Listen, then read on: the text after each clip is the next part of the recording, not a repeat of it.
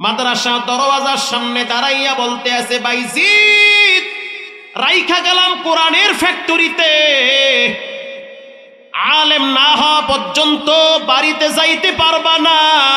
আল্লাহু আকবার বলেন। আলেম হবা, কোরআনের নূর সিনার ভিতরে জমা কইরা দাও, কোরআনের বাতি নিয়া ঘরে ফিরবা। ইলমে লাদুনি এটার নূর সিনার ভিতরে নিয়া ঘরে আসবা। বসরা নগরীতে মা ছেলেরা রেখে আসছে মাদ্রাসার গেটে, আলেম হয়ে আসবা। কারণ রব্বুল আলামিন কোরআনে বলেছেন, উতুল ইলমা দারাজাত, যার ভিতরে কোরআনের জ্ঞান আছে রব তার মর্যাদা বাড়ায় দেয়। এটা রবের ওয়াদা আছে।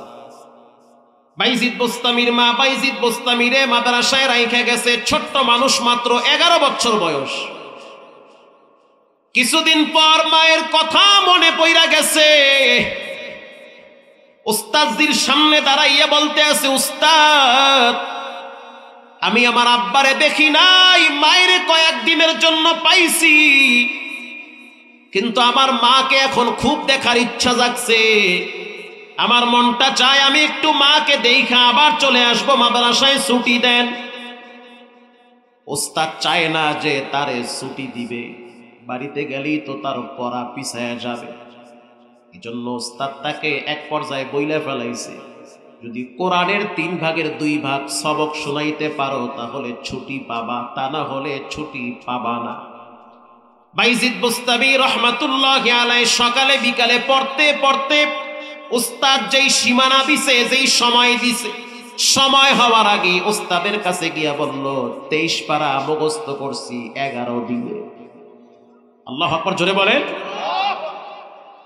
উস্তাদ এবার পড়া শুনলো, খুশি হয়ে গেল। কি করবে? ওয়াদা করছে ছুটি দিবে। 23 পারা শোনাইছে, যাও ছুটি দিলাম, বাড়িতে চলে যাও। হ্যাঁ যুবক, জীবনে শান্তি আর সফলতা পাবা না যদি মা বাবার সাথে খারাপ ব্যবহার করো। আর পৃথিবীর সবাই যদি তোমার উল্টা হয়, আব্বা আম্মার সাথে যদি সম্পর্ক ভালো হয়, তোমার গন্তব্য আর সফলতা কেউ ঠেকাইতে পারবে না। বাইজিদ বুস্তামি চইলা গেছে বাড়িতে, দরওয়াজার সামনে দাঁড়াইয়া মা বইলা ডাক দিছে। আওয়াজ যখন ভিতরে ঢুকছে, মা কোনো আওয়াজ দেয় না। আরে আমি তো বাইজিদরে রাইখে আসছি, সে তো আলেম হয়ে বাড়ি আসবে। বাইজিদ বুস্তামি আবার ডাক দিয়েছে, মা দরজা খুলো।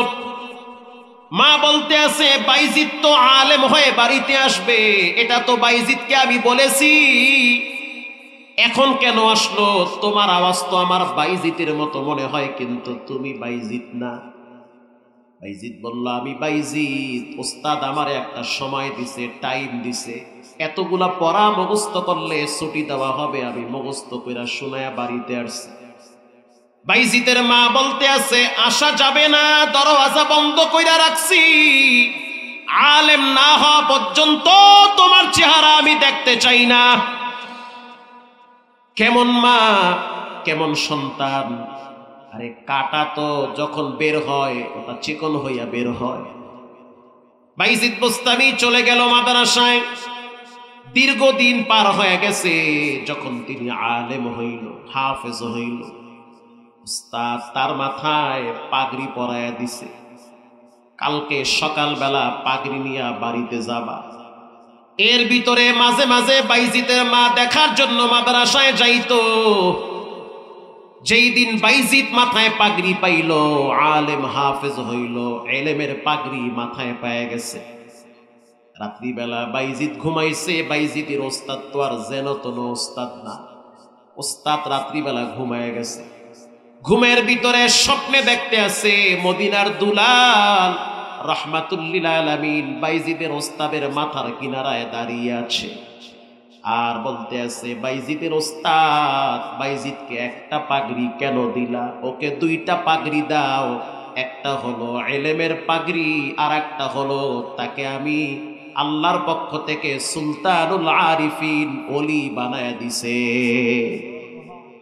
আর একটা হলো তাসাউফের পাগড়ি, আধ্যাত্মিক জগতের সম্রাট আল্লাহ বানায় দিছে। পাগড়ি পরাইয়া দাও, একটা নয় 2টা পাগড়ি পরাইয়া দাও।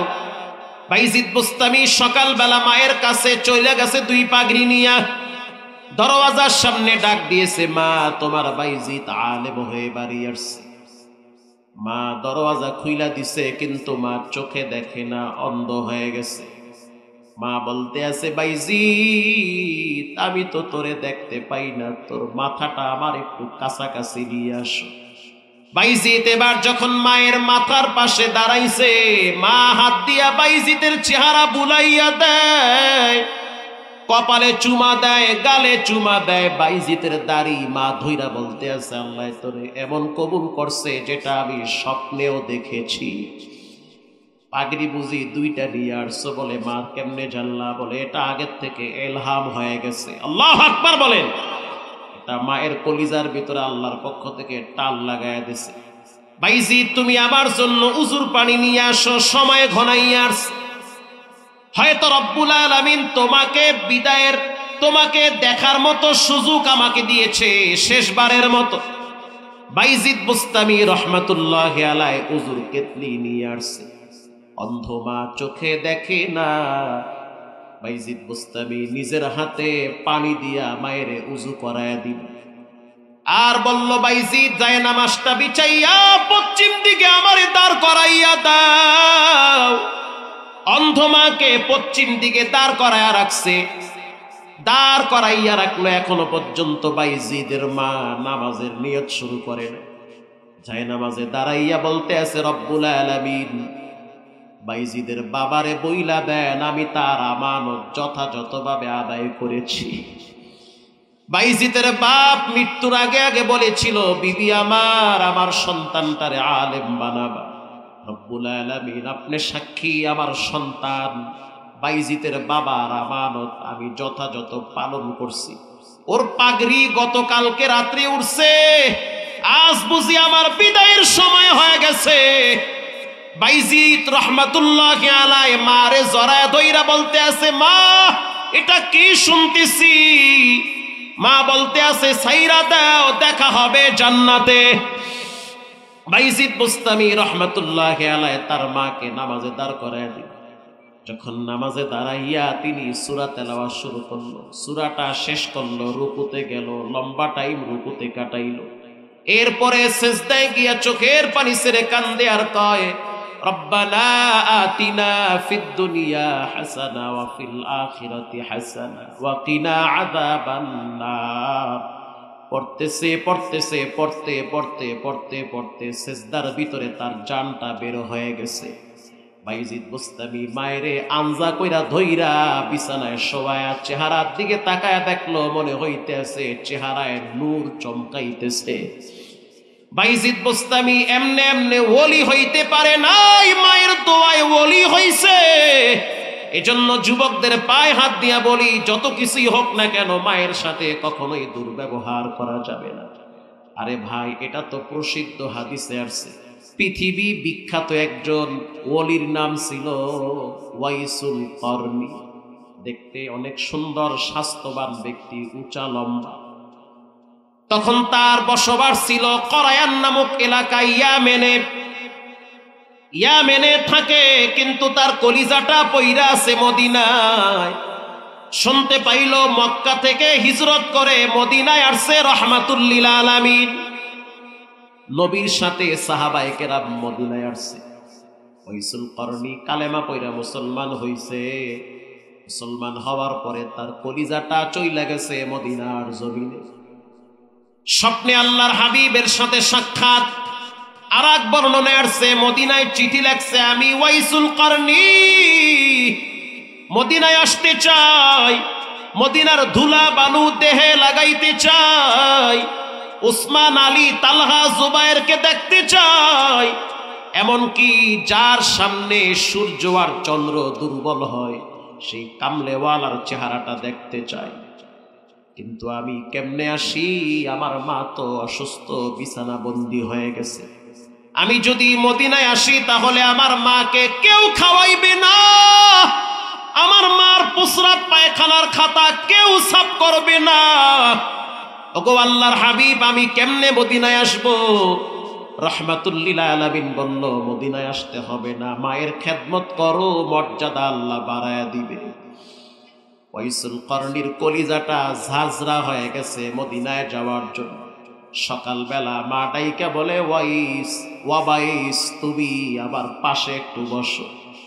আমি তোমার মনের অবস্থা বুঝতে পারছি, তোমার মন চায় মদিনায় যাওয়ার জন্য, কিন্তু আমার জন্য তুমি যাইতে পারো না, এটা আমার জন্য কষ্টকর।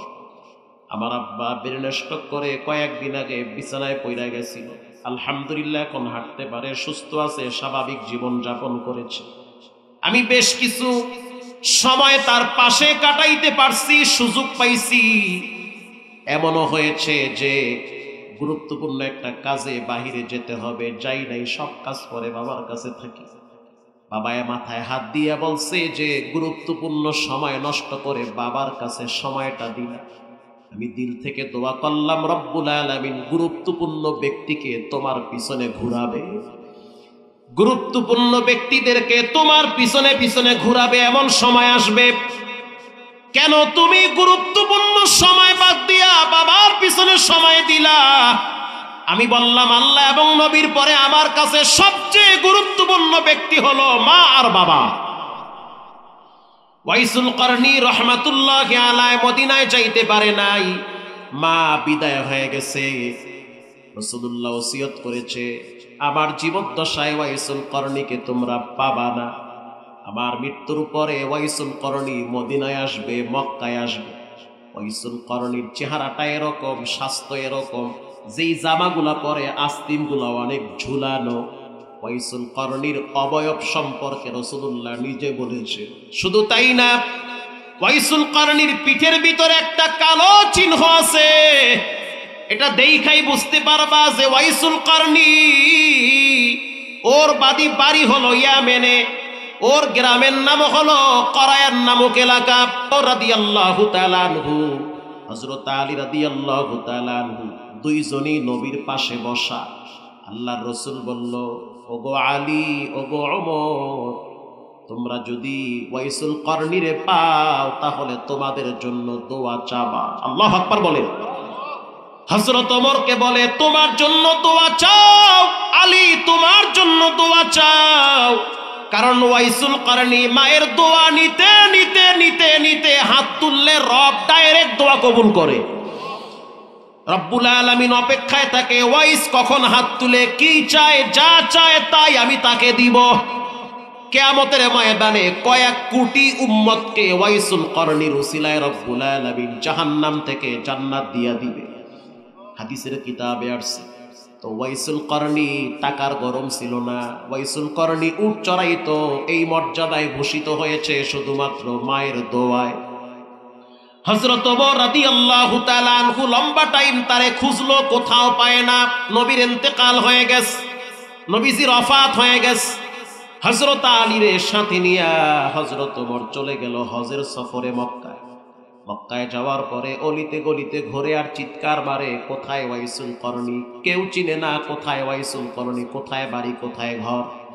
হযরত আলী তো ছিল যথেষ্ট জ্ঞানের অধিকারী। নবীজি বলেন, আনা মাদিনাতুল ইলম ওয়া আলিয়্যুম বাবুহা, আমি হইলাম ইলমের ঘর, সেই ঘরের দরওয়াজা হইল আমার জামাই হযরত আলী। হযরত আলীর চেকন বুদ্ধি আছে, যথেষ্ট জ্ঞানের অধিকারী। হযরত আলী রাদিয়াল্লাহু তাআলা আনহু বলতে আছে, ভাই ওমর, এভাবে খুঁজলে পাওয়া যাবে না, তার চেয়ে আমরা খবর নিয়ে দেখি ইয়ামেন থেকে কোন হাজী সাহেবরা হজ করার জন্য মক্কায় আসছে, ইয়ামেনের তাবু কোন জায়গায় আছে। রাত্রিবেলা চইলা গেছে ইয়ামেনের তাবু খুঁজতে খুঁজতে খুঁজতে গিয়া দেখে মক্কা থেকে 3 কিলোমিটার দূরে তাবু গাইরা ফেলাইছে, লেখা আছে ইয়ামেন, মানে ইয়ামেনের মানুষ এখানে বাস করে, হজের সফরে আসছে। হযরত ওমর রাদিয়াল্লাহু তাআলা আনহুকে ইয়ামেনের মানুষ চিনে না, সদ্য ভেসে চলে। দরওয়াজার সামনে ডাক দিয়া বলতে আছে, ইয়ামেনের বাসিন্দা কারা?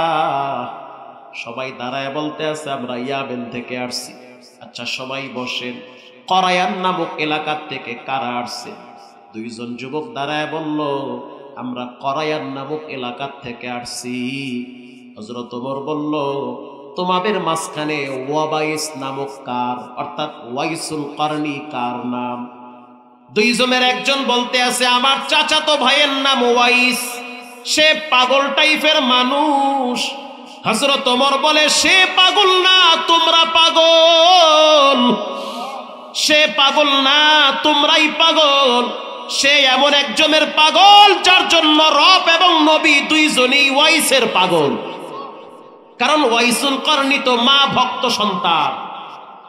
চাচাতো ভাই বলতে আছে ওয়াইস পাগল টাইপের মানুষ, সে এখানে নাই। কোথায় গেছে? বলে সে রাত্রিবেলা বাইতুল্লাহর দিকে ফিরে পাহাড়ে দাঁড়ায় দাঁড়ায় নামাজ পড়ে, আর দিনের বেলায় রোজা রাখে। তার চোখের গোড়ায় পানি লেগে থাকে, কারণ কিছুদিন আগেই তো তার মায়ের নিজের হাতে কবরে দাফন দিছে। হযরত ওমর রাদিয়াল্লাহু তাআলা আনহু চলে গেল পাহাড়ে। আলী চলো পাহাড়ে যাই। হযরত আলীকে সাথে নিয়ে পাহাড়ে চলে গেল। পাহাড়ে গিয়া দেখলো একজন ব্যক্তি বাইতুল্লাহর দিকে ফিরে নামাজরত অবস্থায় আছে। আরে মক্কা মদিনায় গেলে তো মানুষ আকাম কইরা সময় নষ্ট করে না, যতটুকু টাইম পায় তারা ইবাদত বন্দেগীতে কাটায় দেয়। ওখানে আল্লাহর ঘর, জমজম পানি, হযরত ইব্রাহিম নবীর পায়ের পাথর ওখানে লেগে আছে। আল্লাহু আকবার বলেন। হযরত ওমর রাদিয়াল্লাহু তাআলা আনহু বসে বসে তার নামাজ দেখতেছে।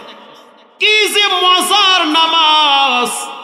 বাচ্চারা যেমন ঠান্ডা মাথায় আইসক্রিমে চুমুক দেয়, এর চেয়ে তৃপ্তি সহকারে মুমিন তার রবকে সিজদা দেয়। হযরত আলী বসে বসে দৃশ্য দেখে, নামাজ পড়ে। যখন তিনি হাত বিছায় আস্তে করে নাকটা আগে লাগায়, কপালটা পরে লাগায়, এটাই সুন্নত তরিকা। হযরত ওমর আশ্চর্য হয়ে গেল, আরে এ তো আজীব এক মানুষ, পিছনে কে আছে না আছে কোনো খবর নাই, ঠান্ডা মাথায় রিল্যাক্সে নামাজ আদায় করে। নামাজ শেষ হওয়ার পর হযরত ওমর রাদিয়াল্লাহু তাআলা আনহু তাকায় দেখলো ওয়াইসুল করনি দুইটা হাত উপরে তুলে দিয়েছে, আর চোখের পানি ছেড়ে দিয়া বলে রব্বির হামুহুমা কামা রব্বায়ানি সগীরা। এই দোয়াটা না হইলেও 100 বার পড়েছে। হযরত আলী বলে আর কতবার পড়বে? বলে পড়তে দাও, কারণ তার দিলটা ভাঙ্গা, তার মা কবরে চলে গেছে, তার আসল পুঁজি কবরে গেছে, তার জান্নাত কবরে ঘুমাইয়া আছে, তারে পড়তে দাও, সে পড়তে পারলেই তো কলিজায় শান্তি পায়। লম্বা সময় দোয়া হয়ে গেল। হযরত ওমর কাছে গিয়া সালাম দিল, প্রশ্ন করলো তুমি কে? ওয়াইসুল করনি বলে আমার নাম হলো আব্দুল্লাহ। হযরত আলী বলে আমরাও তো আব্দুল্লাহ। আব্দুল্লাহ মানে আল্লাহর বান্দা, সবাই তো আল্লাহর বান্দা আমরা জানি। এবার বলো তোমার মা তোমার নাম কি রাখছে সেটা বলো। ওয়াইসুল করনি বলে আপনারা কারা? কেন আমার সাথে এমনটা করেন? আমার নাম কি হোক না হোক পরের কথা, কেন আমাকে বারবার আপনারা এই কথা জিজ্ঞাসা করেন? হযরত আলী বলতে আছে না, তোমার নাম বলা লাগবে। ওয়াইসুল করনি তো চিনে না। এই দুইজন হলো নবীজির সবচেয়ে কাছের মানুষ, একজন জামাতা আর একজন হলো হযরত ওমর। এবার হযরত ওমর প্রশ্ন করলো, ঠিকঠাক মতো বইল তোমার মা তোমার নাম কি রাখছে? তখন বলল আমার মা আমার নাম রাখছে ওয়াবাইস অথবা ওয়াইসুল করনি, করায়ান নামক আমার গ্রাম। হযরত ওমর বলতে আছে তুমি একটু দাঁড়াও। যুবক দাঁড়াইছে। হযরত ওমর বলতে আছে একটু হাঁটো। একটু হাঁটছে। হযরত ওমর আলীর দিকে তাকায় বলতে আছে যে নবীর কথার সাথে তো মিলে গেছে, ওর হাঁটা আর চোখের চাহনি দেখা নবীর কথার সাথে তো অনেকটাই মিলে গেছে। হযরত ওমর বলতে আছে তোমার পিছনের জামাটা সরাও। নবী বলছে পিছনে একটা চিহ্ন আছে। বলার সাথে সাথে ওয়াইসুল করনি জামা সরায় ফেলাইছে। হযরত ওমর তাকায় দেখলো পিছনে একটা কালো চিহ্ন লেগে আছে। হযরত আলীর গায়ে হাত দিয়া বলল, মাথার উপরে হাতটা দিয়া বলতে আছে আলী নবীর কথার সাথে মিলছে, ইনি হলো ওয়াইসুল করনি। বুকের সাথে জড়ায় ধইরা কপালে চুমা দিয়া বলতে আছে আমার জন্য দোয়া চাই, আমি হইলাম মক্কা মদিনার খাদেম, আমি হইলাম হযরত ওমর, আমি হইলাম এই জাতির রাখাল। বিলাল, আর এই আমার পাশে আছে নবীজির জামাতা হযরত আলী। আমরা দুইজনে তোমার কাছে দোয়া নেওয়ার জন্য আসছি। কারণ হলো তোমার খেদমত মায়ের পিছনে এতটাই ছিল, রব তোমার দোয়া, তোমার আওয়াজ, তোমার কণ্ঠ, তোমার আমিন পুরাটাই কবুল করে নিয়েছে। পৃথিবীর ইতিহাসে তোমার নাম স্বর্ণের অক্ষরে লেখা থাকবে। যুবক ভাইয়েরা আমার, আব্বা আম্মার সাথে কখনোই খারাপ ব্যবহার করবেন না। বাবাই বুড়া হয়ে গেছে, মেজাজ গরম হয়ে যাবে, এক কথা 10 বার বলবে, রাগ করবেন না। মা এক কথা 100 বার বলবে, ধমক দিবেন না। এমন সময় ছিল আপনার 200 কথা মা হজম করেছে। পৃথিবীর ইতিহাসে সবচেয়ে নামি দামি একজন সাহাবীর নাম হলো আবু হুরায়রা। আল্লাহু আকবার বলেন। আবু হুরায়রার মা আবু হুরায়রাকে আঘাত করেছে। কেন? নবীর দরবারে যায়। আবু হুরায়রা রাগ করে নাই, বরং নবীর দরবারে গিয়া বলে, হুজুর আপনার কাছে আসছি, এজন্য মা আমারে মারছে। নবীজি বলল, তুমি কি তোমার মায়ের বিরুদ্ধে বিচার দিতে আসছো? কয় না না, আমি চাই আপনি নবী আমার মায়ের জন্য দোয়া করেন। আল্লাহর হাবিব হাত তুলছে, মালিক আবু হুরায়রার মাকে হেদায়েত দাও। আবু হুরায়রা জোরে দৌড় মারছে। হযরত আবু বকর বলে, কিরে আবু হুরায়রা এত জোরে দৌড় মারছো কেন? আবু হুরায়রা বলতে আছে, নবীর দোয়া আমার বাড়িতে আগে যায় না, আমি আগে যাই এটা দেখার জন্য। কারণ নবী তো হাত তুলছে, তার মানে কবুল হয়ে গেছে। হযরত আবু হুরায়রা বলেন, যখন আমি ঘরের দরওয়াজায় পাটা রাইখা মা বইলা ডাক দিছি, আমার মায়ের কণ্ঠের ভিতরে হেদায়েতের নূরের আওয়াজ পাইছি। আমি তাকাইয়া দেখলাম আমার মা গোসল কইরা উঠছে, সাদা চাদর গায়ে দেওয়া, চুলের গোড়া থেকে পানি পড়তে আছে আমার বুড়ি মা। আর আমি আমার মাকে বললাম, ও মা আজকে তুমি আমারে মারবা না? কয় না, মারমু না, নবীর দরবারে নিয়ে যাও, কালেমা পড়ার জন্য রেডি হয়ে গেছি।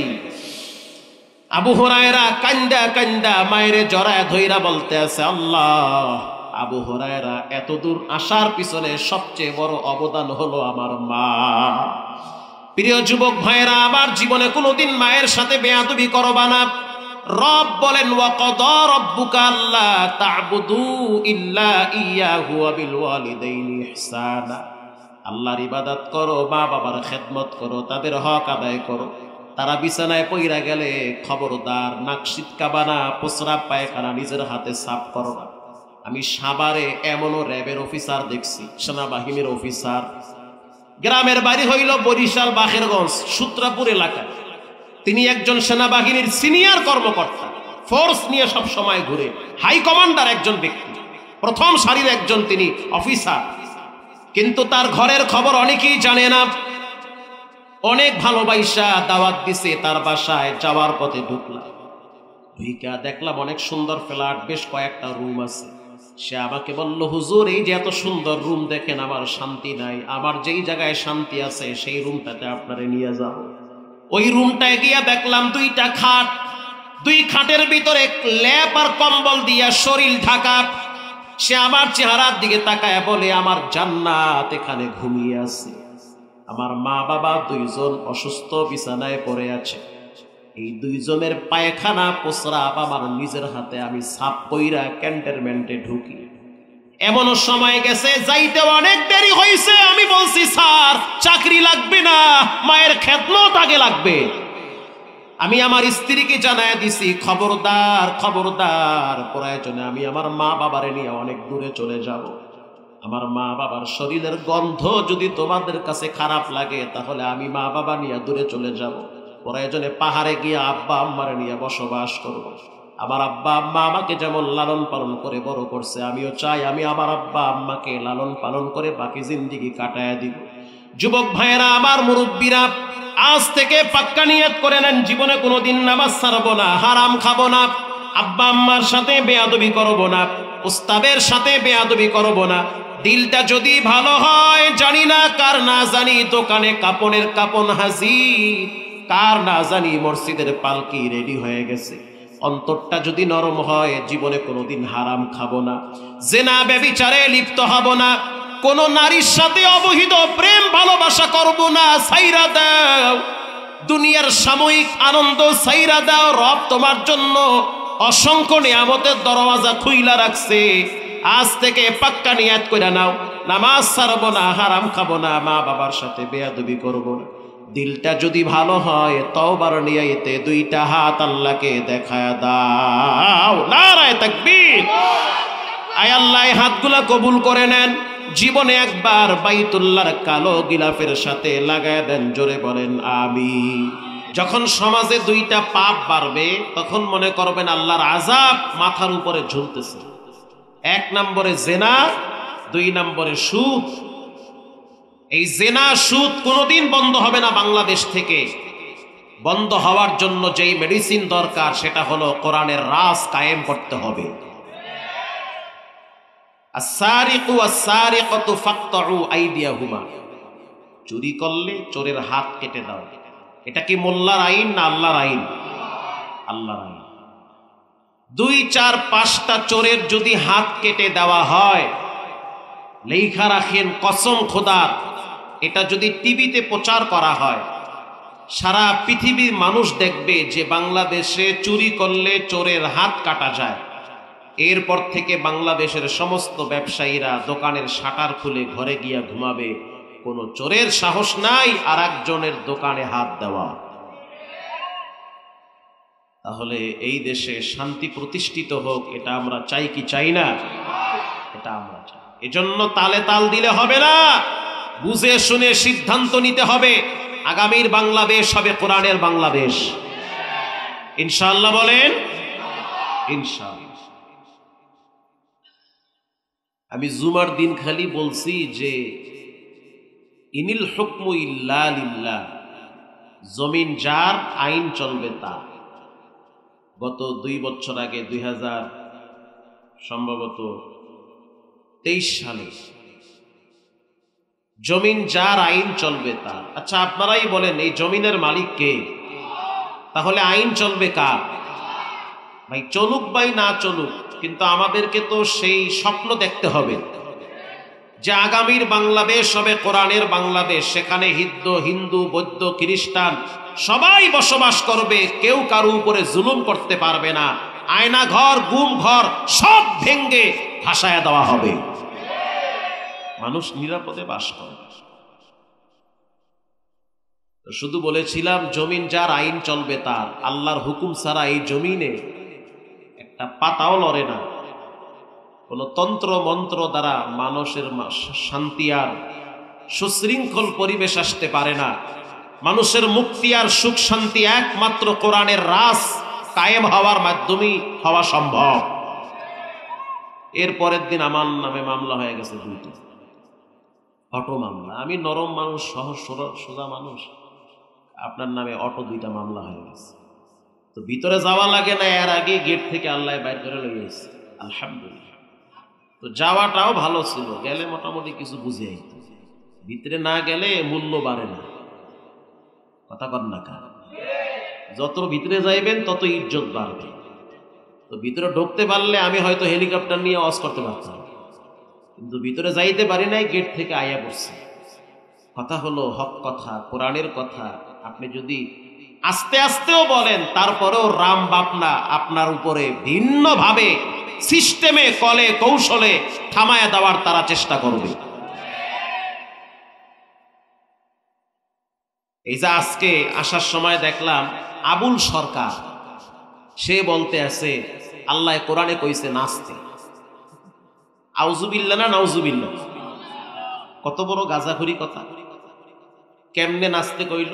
কুল আউযু বিরব্বিন নাস, সবাই নাচো। মালিকিন নাস, মাইয়া বলা একসাথে নাচো। ইলাহিন নাস, হিজলারাও নাচো, পুরুষরাও নাচো। আল্লাযী ইউওয়াসউইসু ফি সুদুরিন নাস, হে কইতে আছে ইউসুফি সুদুরিন নাস। আমার কাছে তার ভিডিও এখনো আছে। আবুল সরকারের পক্ষে, এই বাউলদের পক্ষে যারা অবস্থান নিবে তাদের সাথে আমাদের কোনো সম্পর্ক নাই। স্পষ্ট দেখতহীন ভাষায় বলতে চাই, আপনাদের সিনিয়র নেতারা যারা আছে পরিষ্কার জানিয়ে দেন, যারা আল্লাহকে গালি দেয়, আবুল সরকার আল্লাহকে নিয়ে কটূক্তি করেছে। আসতে বলবেন না, জোরে বলেন ঠিক না ব্যাঠিক? যেহেতু আল্লাহকে নিয়ে কটূক্তি করেছে, কোরআন নিয়ে স্পষ্টভাবে বিনায়া ইনায়া না, ইনডাইরেক্ট না, ডাইরেক্ট কোরআনকে নিয়ে ব্যঙ্গ করেছে, আবুল সরকারের পক্ষে যেই দল থাকবে তাদেরকে আমরা ছুঁড়ে ফেলে দিব, তাদের সাথে আমাদের কোনো সম্পর্ক নাই। আমাদের ঈমান আগে, দলের চামচামি আগে হতে পারে না। আমাদের কি আগে? আমাদের ঈমান আগে, আমাদের আল্লাহ আগে, আমাদের তাওহীদ আগে, আমাদের রসুল আগে। যারা ইসলামের পক্ষে, কোরআনের পক্ষে, রবের পক্ষে, আমরা তাদের পক্ষে। যারা ইসলামকে মাইনাস করে চলবে তাদের ছায়াও দেখতে চাই না। তাদের সাথে আমাদের কেন সম্পর্ক? আল্লাহ তাআলা আমাদেরকে সঠিকটা বুঝার তৌফিক দান করেন। আরো জোরে বলেন।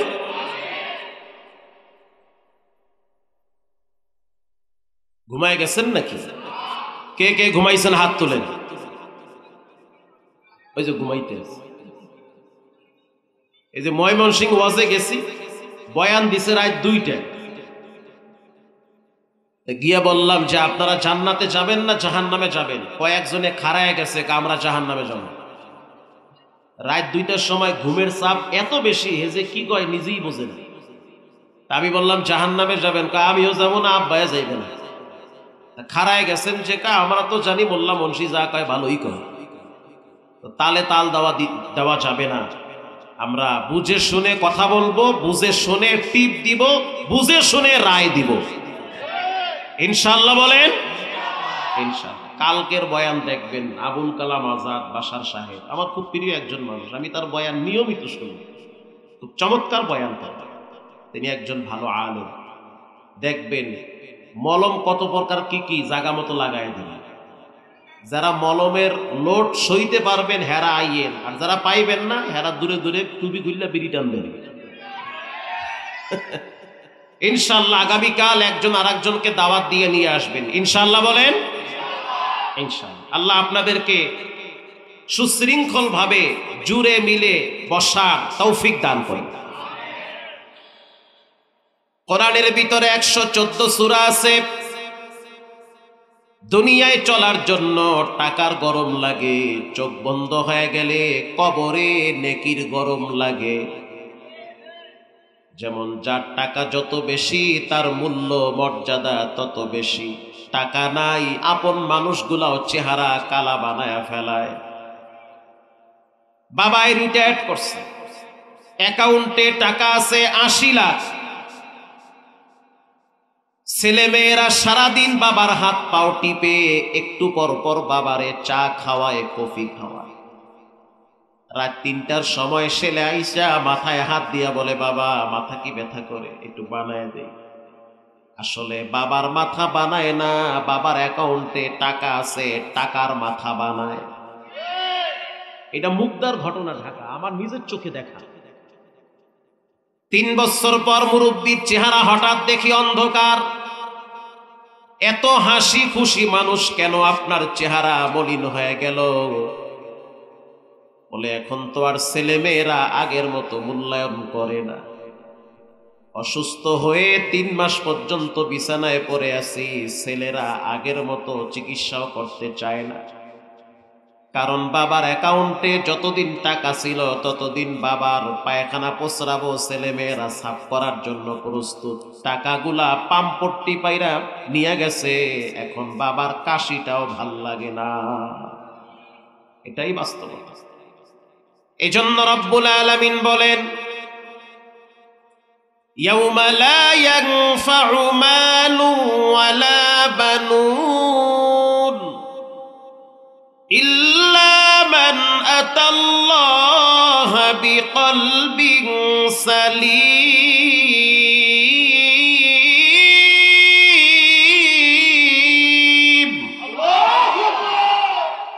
আল্লাহ বলেন মাল কাজে আসবে না, টাকা পয়সা কাজে আসবে। এটা যখন বুঝছি তখন তো কি নিয়ত করছি, আল্লাহর মাইয়া বলার লাগে এত কিছু করে লাভ নাই, এটি কবর পর্যন্ত লয়া যাইবে। এরপরে কবরে রাইখা বাবার সম্পদ নিয়ে মারামারি কারাকারি করবে, তাই করতেছে। আব্বার লাগে দোয়া করবে, সেইটাও করে না। রব্বুল আলামিন বলেন মাল কাজে আসবে না, সন্তান কাজে আসবে না। ইল্লা মান আতাল্লাহা বিকলবিন সালিম।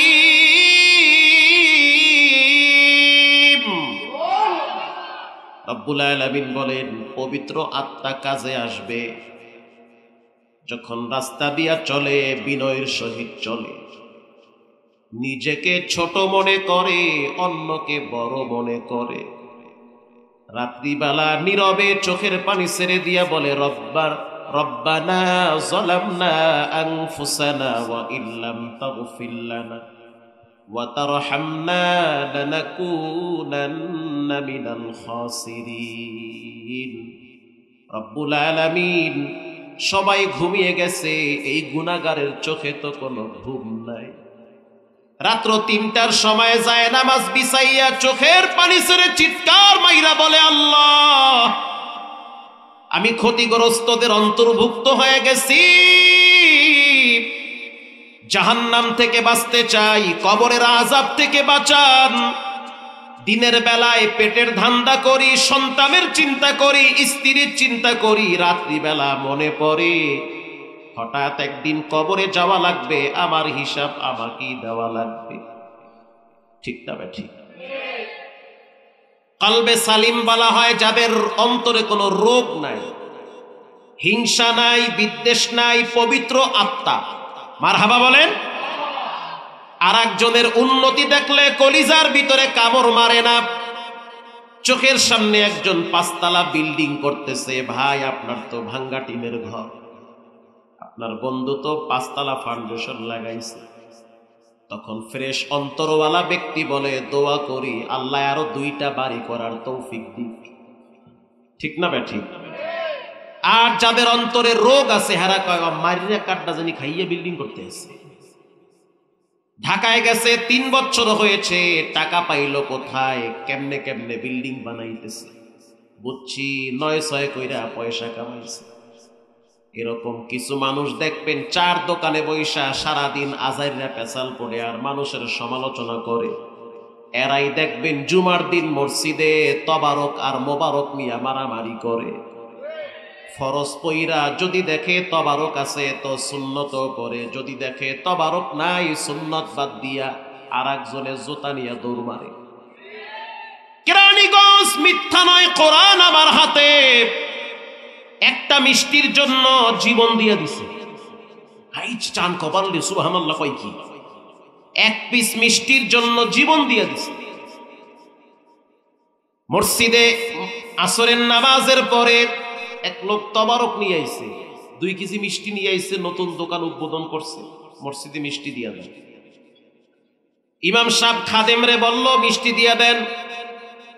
খাদেম বলল লোক হইল 30 জন, মিষ্টি হইছে মাত্র 25টা। ফিডা ফিডি লাগবে, লাস্টে ফিডা আমার গায়েও লাগবে। মহল্লার এক টাকরা যুবকরে বলল তুমি মিষ্টি দাও। যুবক কয় আমি 5টা খাইয়া কমান লাগবে, আগে না খাইয়া তো কমান যাইবে না, ভেজাল লাগবে, গ্যাঞ্জাম লাগে। 10 জন মুসল্লি চইলা গেল, আছে 20 জন, মিষ্টি কয়টা? 25টা। 5টা খাইয়া লাইছে, খাইয়া কমাই নাইলে এই 5টা নিয়ে এই 20 জনে মারামারি করবে। এরপরে আস্তে আস্তে মিষ্টি দিয়া দিল, ফাঁক দিয়া একজন ব্যক্তি বাড়ি চইলা গেছে। কেরানীগঞ্জ শিয়াইল এলাকায় মাগরিবের টাইমে আইসা ইমামরে ধমক দেয়, মোল্লা আমার মিষ্টি কই?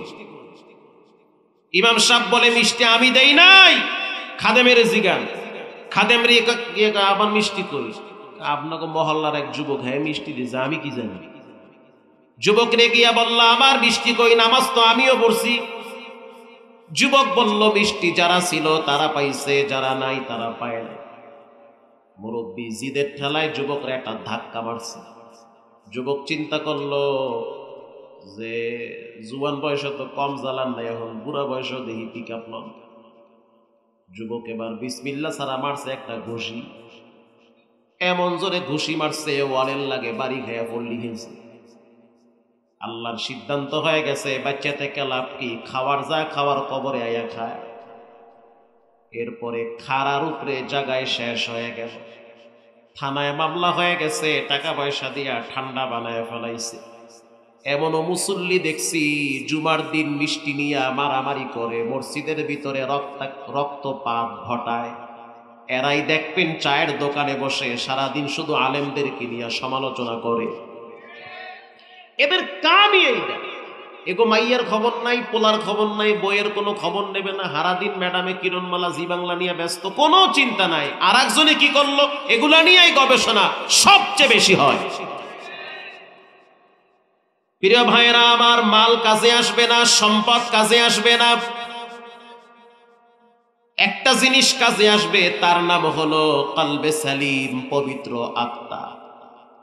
আজান হয়ে গেলে দোকানের শাটার লাগায় দেয় আর মসজিদে গিয়া পড়ে সুবহানা রাব্বিয়াল আ'লা। নামাজের টাইমে অটোওয়ালা ব্রেক কইরা রিকশা রাস্তার পাশে রাইখা মসজিদে চলে যায়, সিএনজিওয়ালা সিএনজি রাইখা নামাজের টাইমে মসজিদে দৌড় মারে, কৃষক কৃষি কাজ করে আজান হয়ে গেছে ক্ষেতের ভিতরে গামছা বিছাইয়া সেজদায় লুটিয়ে পড়ে। আছে না নাই? আল্লাহ বলেন এরা হলো কলবে সালিম, এদের অন্তরটা পরিষ্কার, এদের অন্তরের ভিতরে কোনো অহংকার নাই। এরা একজনকে সবচেয়ে বেশি স্মরণ করে, তিনি হলেন কে? কিতাবে পড়েছি, হাকিমুল উম্মাত থানবী লেখেন 3 শ্রেণীর মানুষ জান্নাতের ঘ্রাণ পাবে না। 1 নম্বরে যারা হিংসুক। বলেন যারা কি? একজন হিংসুক রাত্রিবেলা ঘুমায় গেছে, স্বপ্নে জিন আইসা বলতে আছে তোমার কিছু লাগবে, আমি তোমার সহযোগিতা করতে চাই। তুমি কেডা? কয় আমি তো জিন। ওরে আল্লাহ, জিনের তো অনেক পাওয়ার আছে, জিনেরা চাইলে রাতারাতি বিল্ডিং করে ফেলাইতে পারে। বলেন জিনেদের শক্তি দিয়েছেন কে? কৃষক বলতে আছে যদি তুমি পারো তাহলে আমার জন্য একটা গরু নিয়ে আইসো, যে যেমন তার চাহিদাও। কৃষক মানুষ গরু চাইছে। জিন বলতে আছে শর্ত আছে। আবার কি শর্ত? শর্ত হলো যার ছায়া দেখলে তোমার মেজাজ গরম হয় তারে কিন্তু গরু দিব 2টা। যার লাগে তোমার লাগে ঠেলাঠেলি, ঠেলাঠেলি বোঝেন? বুঝেন না? মানে যার লাগে তোমার সাথে, যার সাথে তোমার সাথে হিংসা, তোমারে দিব 1টা, পরে দিব 2টা, হয় আমার 1টাও লাগবে না, দরকার নাই আমার, হ্যাঁ 2টা কেন দিবে? সকালবেলা স্ত্রী প্রশ্ন করলো কি ব্যাপার, তোমার চেহারা কেন অন্ধকার? জিন আর ছিল, দিবার চাইছিল, আমি নেই নাই। কি দিতে চাইছিল? কয় গরু। নেও নাই কে? করে দেবে 2টা। ওকে ডাকা, ওই যারা দেখলে আমার মাথা গরম হয় ওর। স্ত্রী বলল তোমারে যে একটা গরু দিবে এটা কি বিনিময় না ফ্রি? ফ্রি দিবে। কামটা করলা কি? ফ্রি যদি ব্রয়লার মুরগির খিচুড়ি দেয় এটাও তো বাঙালি পকেটে লয়, সাল্লাকা লইলে না। কিছুদিন পরে আবার জিনে আইসা বলে কিছু লাগবে? কয় হ লাগবে। কি লাগবে? গরু দে। কবারে দিব 2টা। কয় 6টা দে। করও দরকার নাই, হোনারও দরকার নাই। সকালবেলা তাকায় দেখে এর 1টা আর 2টা। এরে যে 1টা দিল শুকরিয়া নাই, যার সাথে ঠেলাঠেলি ওরে যে 2টা দিল এজন্য কলিজায় কামড় মারছে। আমাদের সমাজে হিংসুক মহল্লায় মহল্লায় ঘুরে।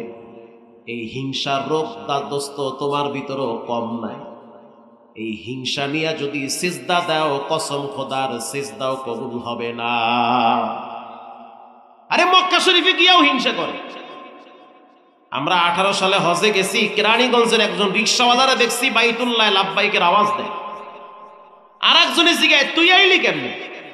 রিক্সা চালাও, হজে আইলি কেমনে? মিয়া সাহেব, টাকা থাকলেই হজ করা যায় না, টাকা থাকলেই যাকাত দেওয়া যায় না। হজ করা, যাকাত দেওয়া, মাদ্রাসা মসজিদে দান করা টাকার ব্যাপার না, তাকদীরের ব্যাপার।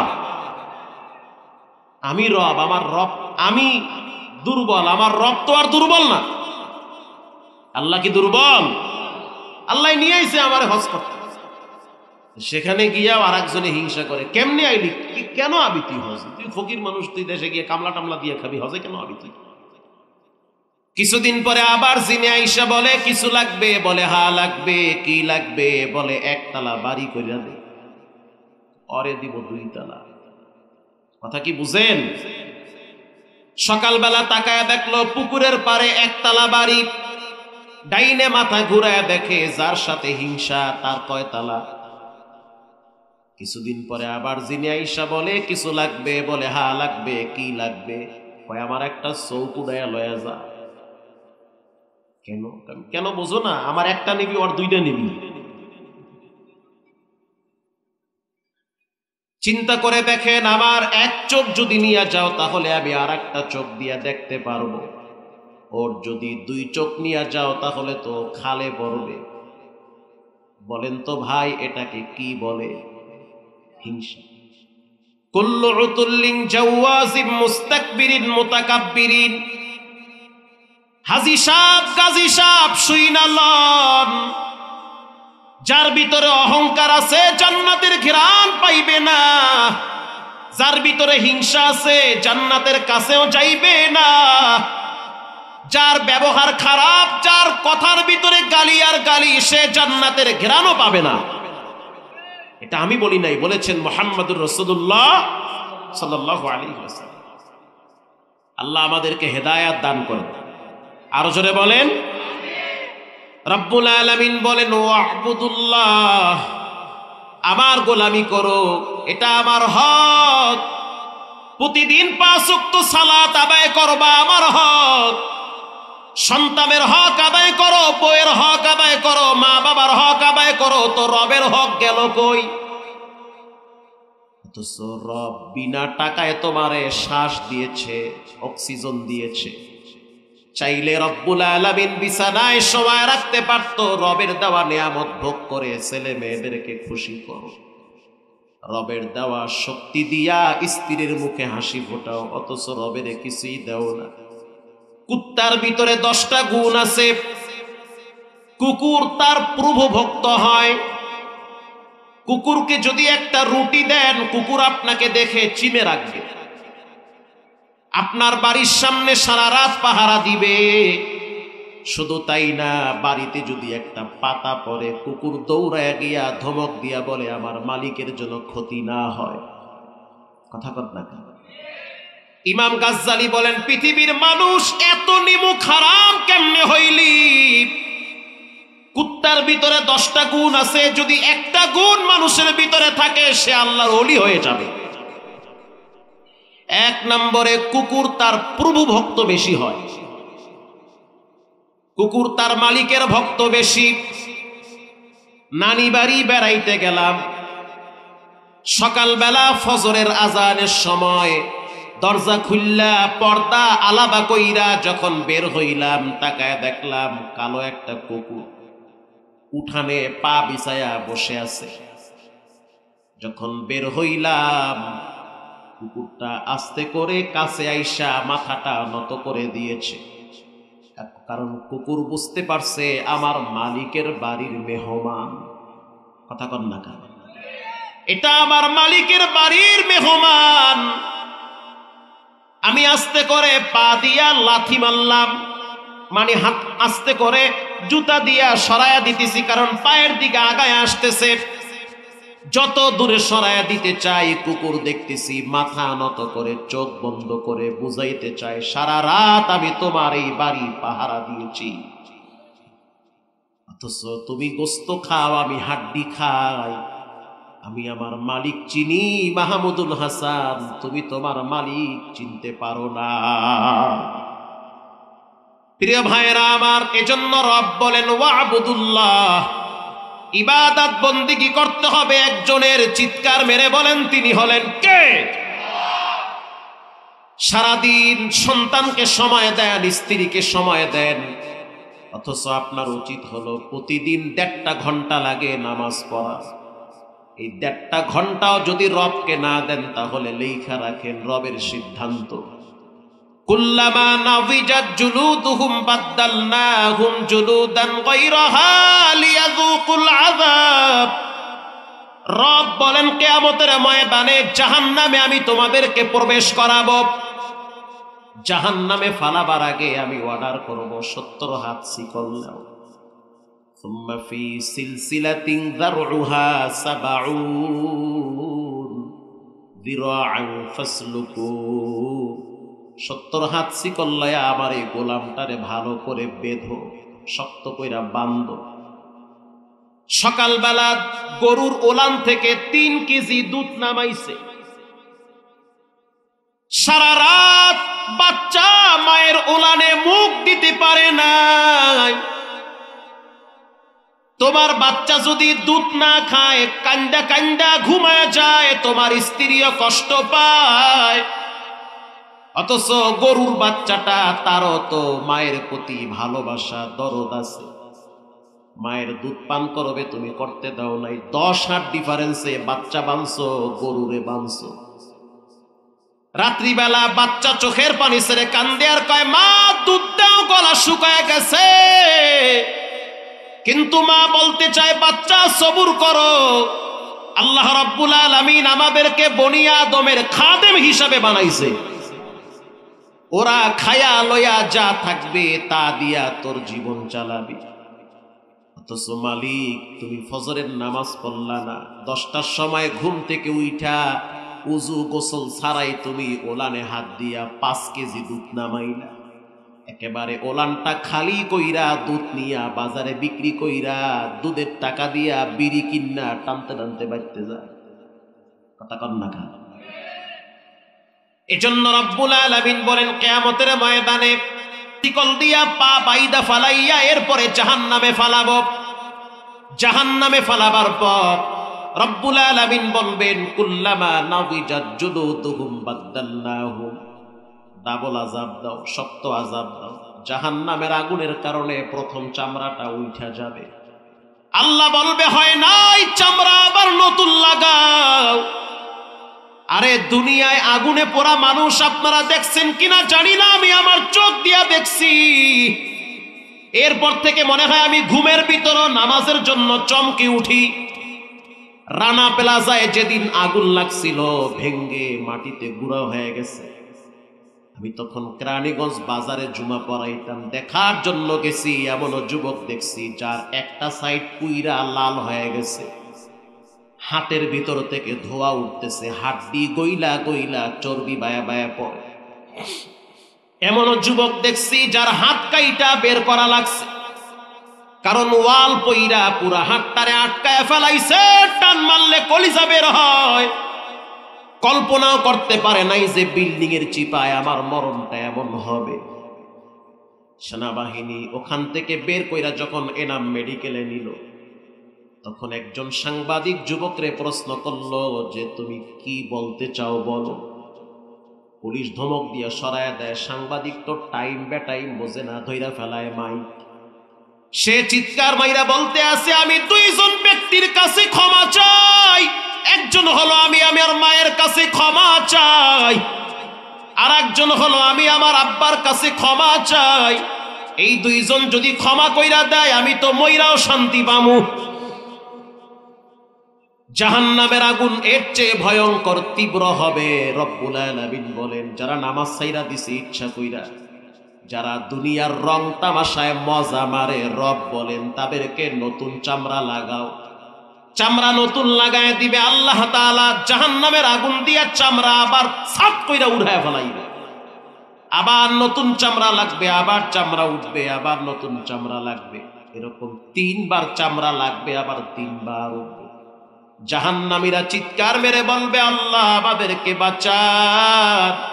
রব্বুল আলামিন তাদের কথায় কান দিবে না, তাদের দিকে তাকাবে না, কারণ তারা দুনিয়ার ভিতরে সন্তান আর স্ত্রী আর নেতা নেত্রী নিয়ে ব্যস্ত ছিল, আল্লাহরে সময় দেয় নাই। এখন তোমার আওয়াজ কেউ শুনবে না।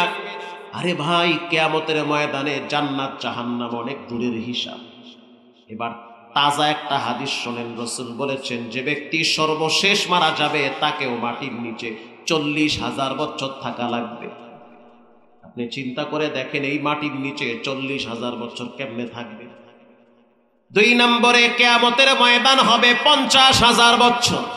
40-50 কত হইল?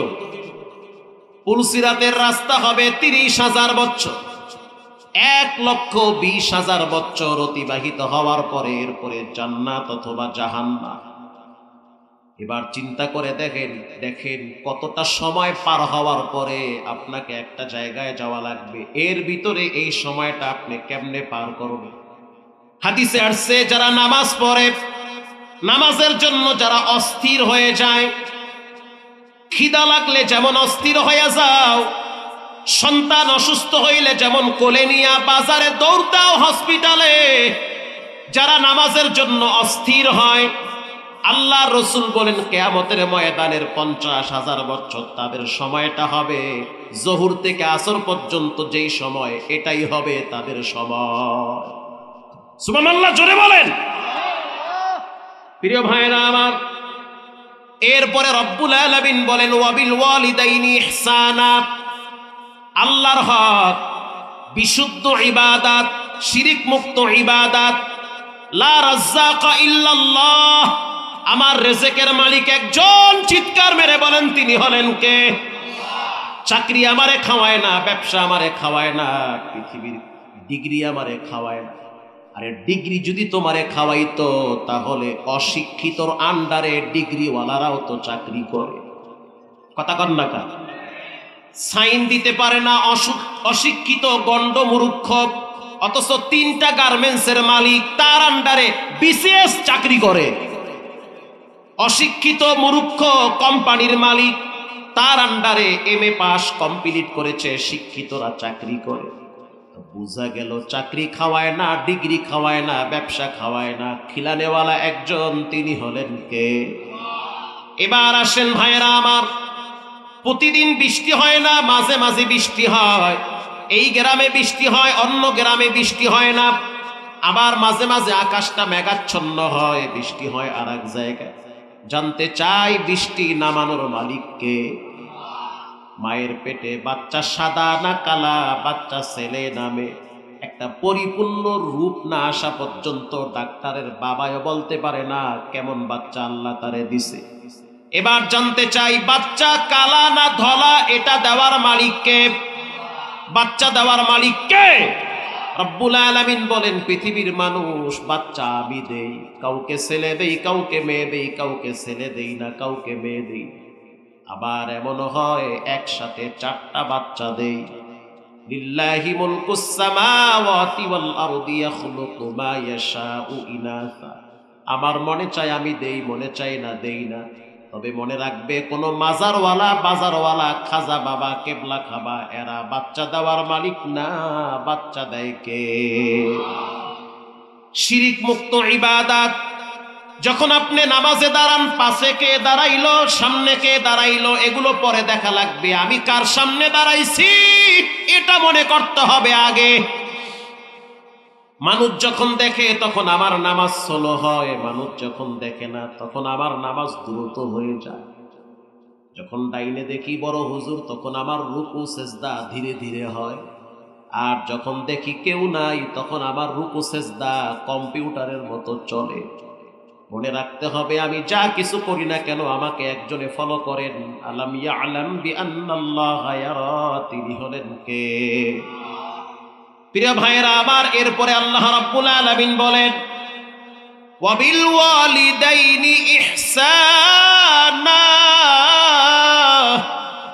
আল্লাহর হকের পর মা বাবার হক। সুবহানাল্লাহ, কয় কি? রিদার রব্বি ফি রিদাল ওয়ালিদ, মা বাবা খুশি তো রব খুশি, মা বাবা বেজার তো রব বেজার। বাবার দরবারে গরু নিয়ে যায়, অথচ বছর চলে যায়, মা একবেলা গরুর গোস্ত পায় না, কথা কন না কেন?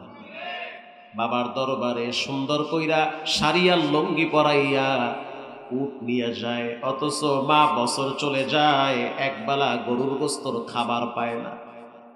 মাকে অবহেলা করে বৃদ্ধাশ্রমে ফালায় রাখে, অথচ একটা বারের জন্য চিন্তা করলাম না এই পৃথিবীর মুখ দেখাইছে মা আর বাবা।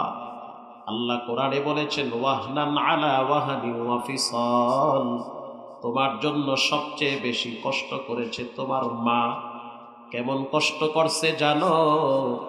তুমি যখন মায়ের পেটে আসছো তখন তোমার মায়ের খানা বন্ধ হয়ে গেছে, সে খাইতে পারে না, কারণ তার নাকের গন্ধ আলাদা হয়ে গেছে। যেই খাবারটায় নাক লাগায় খাবার থেকে গন্ধ আসে, রুচির পরিবর্তন ঘটছে। তোমার মা যখন খাবারের জন্য জিহ্বায় খানা লাগায় তখন তার জিহ্বার স্বাদ নষ্ট হয়ে গেছে। এরপরে তোমার মা রাত্রিবেলা একা একা গোপনে বমি করে। তোমার মায়ের কান্নার আওয়াজ আর বমি তোমার বাবাও দেখে না। এটা শুধুমাত্র তোমার জন্য, তোমাকে দুনিয়ায় আনার জন্য এই ত্যাগ তোমার মা করেছে। এরপরে তোমার মা বাহিরে বের হয় না, কারণ তোমার মায়ের পেটটা বড় হয়ে গেছে, ঘরে আড়াল হয়ে গেছে।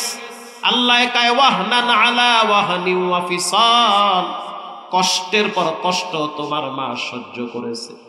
খবরদার বেয়াদবি করবা না, চোখ রাঙ্গাবা না, মাথায় ঝাঁকি দিবা না, গরম ভাষায় মায়ের সাথে কথা বলবা না।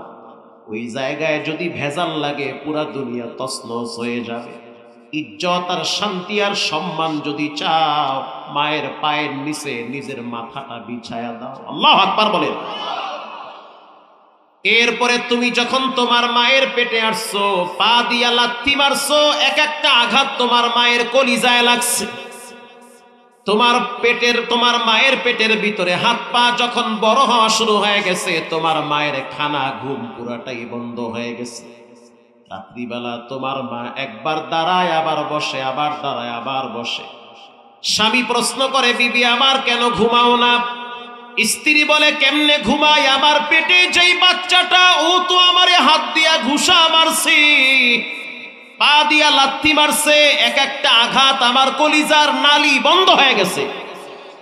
রব্বুল আলামিন বলেন, খবরদার ওই মায়ের সাথে টু সাউন্ড করবা না। তোমার মায়ের ব্যবহার খারাপ, এটা সত্য। তোমার মা মিথ্যা বলে, এটাও সত্য। তোমার মা তোমার স্ত্রীর ভুল ধরে কথায় কথায়, কাজে কাজে, এটাও সত্য। তোমার মা তোমার পকেটের টাকা গোপনে নিয়ে বইনেরে দেয়, এটাও সত্য। তোমার মা তোমারে গালি দেয়, এটাও সত্য। তোমার মা তোমার সাথে জঘন্য ভাষায় গালাগালি করে, এটাও সত্য। আল্লাহ কয়, খবরদার উফিউ ওয়ালা তানহারুহুমা, যত কিছুই করুক না কেন টু সাউন্ড করতে পারবে না, শব্দ মুখ থেকে বের করতে পারবে না। আল্লাহু আকবার বলেন। এটা শুধুমাত্র একজনের ক্ষেত্রে, তিনি হলো মা। একজন মানুষের সফলতার জন্য দুইজন ব্যক্তি লাগে। একজন মানুষের সফলতার জন্য দুইজন ব্যক্তি লাগে, দুইজনই হইল নারী। একজন হলো গর্ভধারিণী মা, আর একজন হলো সহধর্মিণী স্ত্রী। এই দুইজন যদি ঠিক থাকে, ওই পুরুষকে সফলতার থেকে কেউ দূরে সরাইতে পারে না। মায়ের সাথে যদি সম্পর্ক ভালো রাখে, আর যদি মা তার জন্য দোয়া করে, রব্বুল আলামিন তার ক্ষেতের ভিতরেও বরকত বাড়ায় দেয়। সে যেখানে হাত দেয় সেখানেই বরকত হয়। 2 নম্বরে, ঘরের স্ত্রী যদি তাকে সাপোর্ট করে, সহযোগিতা করে।